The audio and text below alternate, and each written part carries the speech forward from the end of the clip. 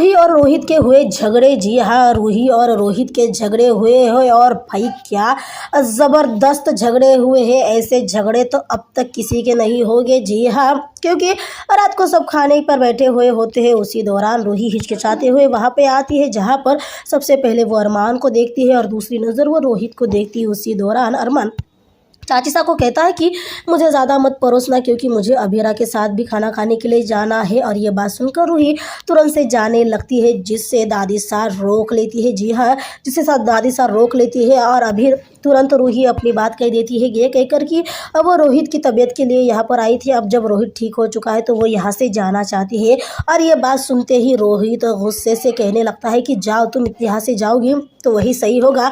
और अब रूही भी चुप नहीं रहती। रूही भी रोहित को करारा जवाब देती है, ये कहते हुए कि मैं तुम्हारे बार बार ताने नहीं सुनूंगी। जिस पर रोहित कहता है तुम्हें सुनना पड़ेगा तो क्योंकि तुमने गलत किया है। जिस पर रूही कहती है हाँ मैंने गलत किया, मैं बहुत गलत हूँ, मैंने तुम्हारे साथ बहुत गलत किया। पर तुमने क्या किया? तुम भी तो कुछ सही नहीं हो, तुम तो सबसे ज़्यादा, तुम भी तो कुछ सही नहीं हो, तुमने भी तो गलत किया है। तुम बीच मझधार में मुझे छोड़कर चले गए थे। रूही भी रोहित को ब्लेम करने लगती है, ये कहते हुए कि तुम मुझे बीच मझधार में छोड़कर चले गए। मैंने तुम्हारे नाम का सिंदूर अपने मांग में सजाकर तुम्हारा इंतज़ार किया था, पर तुमने क्या किया? तुम चले गए क्योंकि तुम कमज़ोर हो।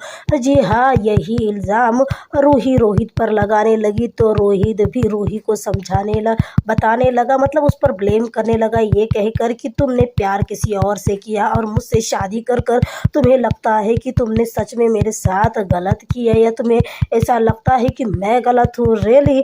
और इन्हीं दोनों की बहस की वजह से सब लोग मतलब चुपचाप देख रहे होते हैं, पर कोई कुछ नहीं कह रहा होता है। पर भाई दादी सा के चलते इतना बड़ा बवाल हो जाए और कोई कुछ कहे नहीं, ऐसा हो ही नहीं सकता। अरमान का तो सवाल ही नहीं रहा कुछ कहने का।